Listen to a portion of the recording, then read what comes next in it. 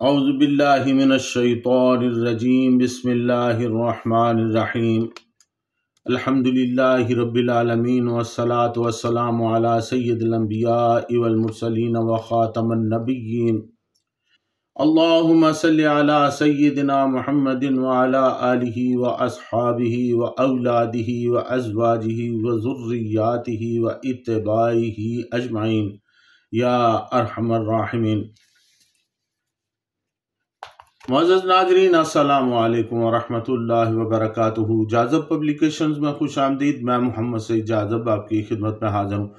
تعلیم القرآن کا سلسلہ جاری ہے اور میں آپ کی خدمت میں سورۃ المائدہ کی تفصیلات و تشریحات پیش کر رہا ہوں۔ آج کی نشست میں سورۃ المائدہ کی آیات نمبر 65 اور 66 شامل ہیں۔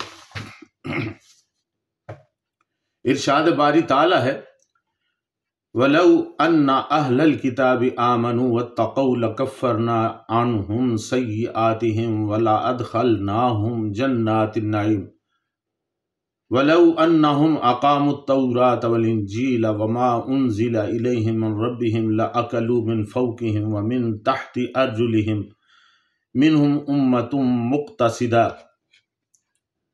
وَكَثِيرٌ مِنْهُمْ سَاءَ مَا يَعْمَلُونَ۔ اور اگر اہل کتاب ایمان لاتے اور تقوی اختیار کرتے تو ہم ضرور ان کے گناہوں کا کفارہ کر دیتے اور ہم ضرور نعمتوں کے باغوں میں داخل کرتے۔ اور اگر وہ قائم کرتے تورات کو اور انجیل کو اور ان کتابوں کو بھی قائم کر رکھتے جو اللہ تعالیٰ نے ان کے پاس بھیجی ہیں، تو اپنے اوپر سے اور اپنے قدموں کے نیچے سے کھاتے۔ ان میں کچھ لوگ تو معتدل ہیں اور ان میں سے بہتوں کے اعمال خراب ہیں۔ وَلَوْ أَنَّ أَهْلَ الْكِتَابِ آمَنُوا وَاتَّقَوْا لَكَفَّرْنَا عَنْهُمْ سَيِّئَاتِهِمْ وَلَأَدْخَلْنَاهُمْ جَنَّاتِ النَّعِيمِ۔ اور اگر اہل کتاب ایمان لاتے اور تقوی اختیار کرتے تو ہم ضرور ان کے گناہوں کا کفارہ کر دیتے اور ہم ضرور نعمتوں کے باغوں میں داخل کر دیتے۔ یعنی ان کی بھلائی اس بات میں تھی کہ ایسی شرارتیں اور فتنہ فساد برپا کرنے والے کام چھوڑ کر ایمان لے آتے تو انہیں دوہرا اجر ملتا۔ جیسا کہ بخاری شریف باب العتیق میں منقول ہے کہ رسول اللہ صلی اللہ تعالیٰ علیہ وآلہ وسلم نے فرمایا، اہل کتاب میں سے جو شخص ایمان لائے اس کو دوہرا اجر ملے گا، ایک اپنے نبی اور کتاب پر ایمان لانے کا اور دوسرا مجھ پر اور قرآن مجید پر ایمان لانے کا۔ ناظرین، علامہ ثناء اللہ پانی پتی رحمۃ اللہ علیہ اپنی تفسیر مظہری میں صحیح مسلم شریف کے حوالہ سے لکھتے ہیں کہ حضرت عمرو بن العاص رضی اللہ تعالیٰ عنہ نے بیان کیا کہ میں رسول اللہ صلی اللہ علیہ وسلم کی خدمت میں حاضر ہوا اور عرض کی، یا رسول اللہ صلی اللہ تعالیٰ علیہ وآلہ وسلم، ہاتھ پھیلائیے، میں آپ سے بیعت کرنا چاہتا ہوں۔ حضور صلی اللہ تعالیٰ علیہ وآلہ وسلم نے ہاتھ پھیلا دیا لیکن میں نے اپنا ہاتھ سمیٹ لیا۔ انہوں نے ارشاد فرمایا، عمرو کیا بات ہے؟ میں نے عرض کیا، یا رسول اللہ صلی اللہ تعالیٰ علیہ وآلہ وسلم، میں ایک شرط رکھنا چاہتا ہوں۔ فرمایا، وہ کیا ہے؟ بیان کرو۔ میں نے عرض کیا، میری شرط یہ ہے کہ میرے گزشتہ تمام گناہ معاف کر دیے جائیں۔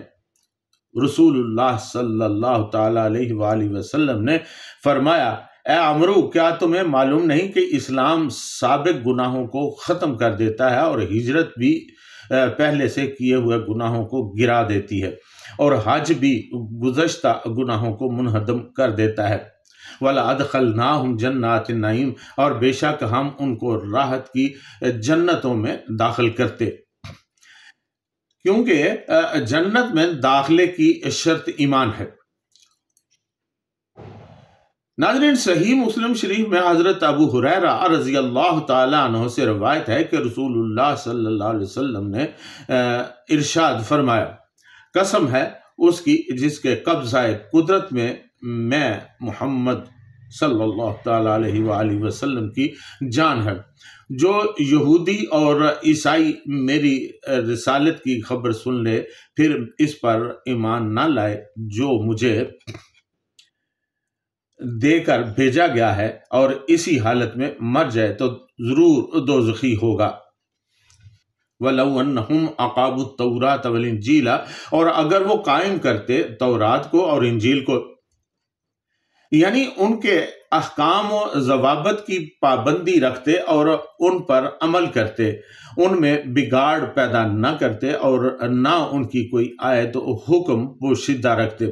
انہی احکام میں سے ایک حکم یہ بھی تھا کہ وہ محمد صلی اللہ تعالیٰ علیہ وآلہ وسلم پر ایمان لائیں گے اور آپ صلی اللہ تعالیٰ علیہ وآلہ وسلم کے جو اوصاف اللہ تعالیٰ نے تورات میں بیان کر دیے ہیں ان کو کھول کر بیان کریں گے۔ وَمَا أُنزِلَ إِلَيْهِمْ مِنْ رَبِّهِمْ، اور ان کتابوں کو بھی قائم رکھتے جو اللہ تعالیٰ نے ان کے پاس بھیجی ہیں۔ یعنی تورات اور انجیل کے علاوہ زبور اور قرآن مجید یعنی تمام آسمانی کتابیں، چونکہ اہل کتاب سب ہی کتابوں پر ایمان لانے پر مامور تھے، اس لیے گویا سب کتابیں انہی کے پاس بھیجی گئی۔ لَأَكَلُوا مِن فَوْقِهِمْ وَمِن تَحْتِ أَرْجُلِهِمْ، تو اپنے اوپر سے اور اپنے قدموں کے نیچے سے کھاتے۔ ناظرین، ابو زکریا الفرا نحوی رحمۃ اللہ علیہ، یہ علم نحو اور عربی ادب کے امام گزرے ہیں، یہ فرماتے ہیں کہ اس سے مراد رزق کی انتہائی فراخی ہے۔ عرب کہتے ہیں فلاں شخص سر تپا خیر ہے۔ ناظرین، حضرت عبداللہ بن عباس رضی اللہ تعالی عنہ نے اس کے معنی بتائے ہیں کہ اوپر سے بارش ہوتی ہے اور نیچے زمین سرسبز ہو جاتی ہے، یعنی کھیتیاں پیدا ہوتی ہیں۔ پارہ نمبر 9 سورۃ الاعراف آیت نمبر 96 میں ارشاد باری تعالیٰ ہے، وَلَوْ إِنَّ أَهْلُ الْقُرَىٰ آمَنُوا وَاتَّقَوْا لَفَتَحْنَا عَلَيْهِمْ بَرَكَاتٍ مِّنَ السَّمَاءِ وَالْأَرْضِ، اگر بستیوں والے ایمان لے آتے اور ممنوعات سے بچتے تو ہم آسمان اور زمین سے ان کے لیے برکتوں کے دروازے کھول دیتے۔ اس کا مطلب یہ ہوا کہ ان پر رزق کی تنگی اللہ تعالیٰ کے بخیل بن جانے کی وجہ سے نہیں بلکہ ان کے کفر و معاصی کی نحوست کی وجہ سے ہے۔ ناظرین، مولانا عبد الرحمن کیلانی رحمۃ اللہ علیہ اپنی تفسیر تفسیر القرآن میں لکھتے ہیں کہ اگرچہ یہ خطاب بظاہر اہل کتاب کو ہے جس میں یہود و عیسائی مخاطب ہیں، تاہم یہ حکم عام ہے، یعنی کوئی بھی امت جو کتاب اللہ پر سچے دل سے پوری دیانتداری اور ایمانداری کے ساتھ عمل پیرا ہوگی اور اس پر اوپر سے ابر رحمت برسے گا، نیچے زمین سے پھل اور دیگر اجناس بکثرت پیدا ہوں گی، ارضی و سماوی برکات نازل ہوں گی، آفات دور ہوں گی اور سب کو فراخی سے رزق ملے گا، جیسا کہ حدیث میں ہے کہ حدود اللہ میں سے ایک حد قائم کرنے سے اتنی رحمت اور برکت نازل ہوتی ہے جیسے 40 دن بارش سے نازل ہوتی ہے۔ اس آیت سے معلوم ہوتا ہے کہ اللہ تعالیٰ کی اطاعت و فرمانبرداری اور نیک اعمال کا ایک نتیجہ تو انسان کے دل پر مرتب ہوتا ہے جس سے اس کا دل سلیم، مطمئن اور صابر و شاکر بن جاتا ہے، اور انہی اعمال کا دوسرا نتیجہ کائنات کی فضاؤں میں مرتب ہوتا ہے جس سے اللہ تعالیٰ کی برکتوں اور رحمتوں کا نزول ہوتا ہے، جس سے ایسے انسان کا دل شکی، سیاہ اور پریشان حال بن جاتا ہے، اور دوسرا نتیجہ فضاؤں میں مرتب ہوتا ہے جس سے ایسے لوگوں پر لعنت برستی ہے اور مصائب نازل ہونا شروع ہو جاتے ہیں، اور یہ فضائی اثرات انفرادی طور پر بھی مرتب ہوتے ہیں اور اجتماعی طور پر بھی۔ پھر جب کسی قوم کا ڈول گناہوں سے بھر جاتا ہے تو وہی وقت ہوتا ہے جب ان پر عذاب الہی نازل ہوتا ہے۔ منہم امت مقتصدہ، ان میں کچھ لوگ تو معتدل ہیں۔ ناظرین، قاصدہ کے اصلی معنی ہے ارادہ کرنا، توجہ کرنا، کسی چیز کی طرف بڑھنا اور اس کے لیے اٹھ کھڑے ہونا، خواہ یہ اعتدال کے ساتھ ہو یا نہ ہو۔ القصد فی الامر کا مطلب ہے کسی چیز میں میانہ روی اور اعتدال اختیار کرنا۔ علامہ راغب رحمۃ اللہ علیہ نے لکھا ہے کہ الاقتصاد دو طرح کا ہوتا ہے، جس میں افراط و تفرید کے دو سرے ہوتے ہیں اور ان کو چھوڑ کر درمیانی راہ اختیار کی جاتی ہے۔ پارہ نمبر 21 سورہ لقمان آیت نمبر 19 میں ارشاد باری تعالیٰ ہے وَقْصِدْ فِي مَشِيِّكَ، یعنی اپنی چال میں میانہ روی یعنی اعتدال اختیار کرو۔ یہ محمود ہے کیونکہ رفتار میں نہ تیزی اچھی ہوتی ہے اور نہ سست روی، لیکن دوسری قسم کے اقتصاد کے دوسروں میں سے دو سروں میں سے ایک محمود اور دوسرا مذموم ہوتا ہے، مثلا عدل اور ظلم کے بین بین رہتا ہے۔ ایسے شخص کو جو ان دونوں سروں کے درمیان آ جاتا ہے اسے مقتصد کہتے ہیں۔ ناظرین، علامہ ثناء اللہ پانی پتی رحمۃ اللہ علیہ لکھتے ہیں کہ حضرت عبداللہ بن سلام رضی اللہ تعالیٰ عنہ اور آپ رضی اللہ تعالیٰ عنہ جیسے دوسرے مومنین اہل کتاب کا یہ گروہ تھا، وَكَثِيرٌ مِّنْهُمْ سَاءَ مَا يَعْمَلُونَ، اور ان میں سے بہتوں کے اعمال خراب ہیں، یعنی حتیٰ حق سے عناد کی اللہ کی کتاب میں تحریف اور اس سے روگردانی اور رسول اللہ صلی اللہ تعالیٰ علیہ وآلہ وسلم سے عداوت، یہ سب ان کی بری حرکتیں ہیں۔ ناظرین، مولانا محمد شفیع صاحب رحمۃ اللہ علیہ اپنی تفسیر معارف العرفان میں لکھتے ہیں کہ یہ خاص وعدہ ان یہودیوں کے ساتھ کیا گیا تھا جو حضور سرور کائنات صلی اللہ تعالیٰ علیہ وآلہ وسلم کے دور میں موجود اور آپ صلی اللہ تعالیٰ علیہ وآلہ وسلم کے مخاطب تھے۔ وہ اگر ان احکام کو مان لیتے تو دنیا میں بھی ان کو ہر طرح کی نعمت اور راحت دی جاتی۔ چنانچہ اس وقت جن حضرات نے ایمان اور عمل صالح اختیار کر لیا ان کو یہ ساری نعمتیں ملی، جیسا کہ نجاشی سلطان حبشہ اور عبداللہ بن سلام رضی اللہ تعالیٰ عنہ۔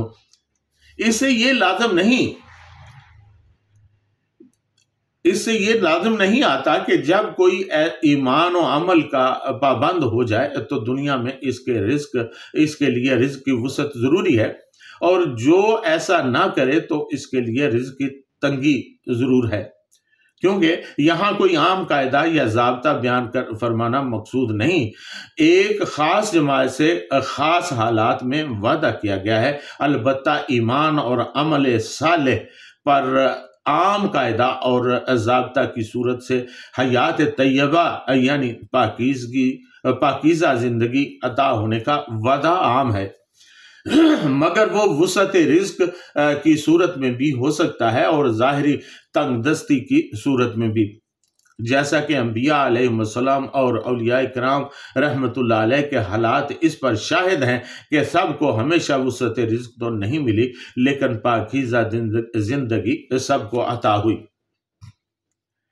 ناظرین، وسعت رزق کے لیے اللہ تعالیٰ سے دعا کرتے رہنا چاہیے اور اعمال بھی نیک کرتے رہنا چاہیے، اعمال میں بہتری ہونا چاہیے، جس کی وجہ سے اللہ تعالیٰ راضی ہوتا ہے اور رزق میں وسعت عطا فرماتا ہے۔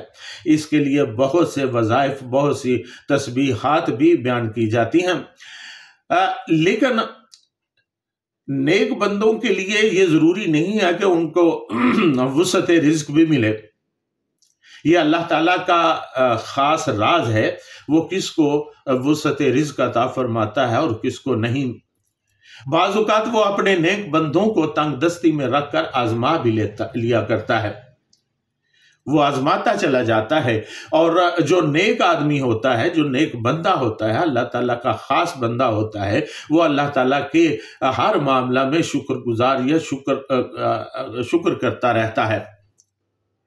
وہ اپنے استقلال کا اظہار کرتا ہے اور اللہ تعالیٰ پھر اس پہ راضی ہوتا ہے اور اس کو دنیاوی نعمتوں کی بجائے اخروی نعمتوں سے نوازتا ہے۔ آخرت میں اس کے لیے حصہ رکھ دیتا ہے، اس کے اجر کا حصہ مل جاتا ہے۔ ہونا بھی یہی چاہیے۔ اللہ تعالیٰ نے قرآن مجید میں فرما دیا ہے کہ جو کوئی صرف دنیا مانگتا ہے میں اس کو دنیا میں دے تو دیتا ہوں، لیکن آخرت میں اس کو کوئی حصہ نہیں دیتا۔ چنانچہ ہونا چاہیے وَمَن يَقُولُ رَبَّنَا آتِنَا فِي الدُّنْيَا حَسَنَةً وَفِي الْآخِرَةِ حَسَنَةً وَقِنَا عَذَابَ النَّارِ، تو جس نے یہ کہا کہ اے اللہ مجھے دنیا میں بھی نیکی عطا فرما اور آخرت میں بھی نیکی عطا فرما، تو یقیناً اسے آخرت میں بھی حصہ ملے گا اور اس دنیا میں تو ملے گا ہی ملے گا۔ تو اس کے ساتھ ہی آج کی نشست میں آپ سے اجازت، وما علینا الا البلاغ المبین۔